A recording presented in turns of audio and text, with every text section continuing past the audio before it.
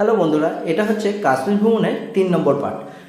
আমি প্রথম ভিডিওতে এবং দ্বিতীয় ভিডিওতে স্বর্ণ মন্দিরের সকালবেলার ভিডিওটা আমি তোমাদের দেখিয়েছিলাম। এখন স্বর্ণ মন্দিরের সন্ধ্যেবেলাকার ভিউটা আমি তোমাদের দেখাচ্ছি। আমরা বাইরে থেকে প্রথমেই যখন ঢুকি তখনই আমি ভিডিও করা স্টার্ট করি। বাইরে স্বর্ণ মন্দিরের বাইরে চতুর্দিকে শুধু দোকান আর দোকান, জুয়েলারি থেকে শুরু করে কাপড় জামা থেকে শুরু করে কি না ছিল না সেই সব দোকানে। আর এত পরিবেশটা উজ্জ্বল আর জল জল করছিল, ধারণা করা যায় না।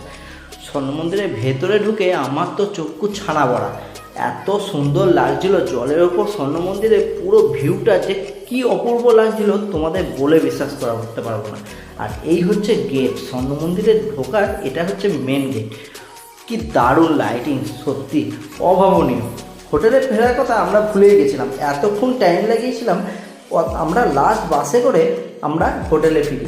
দেখো বাসে শুধু আমরাই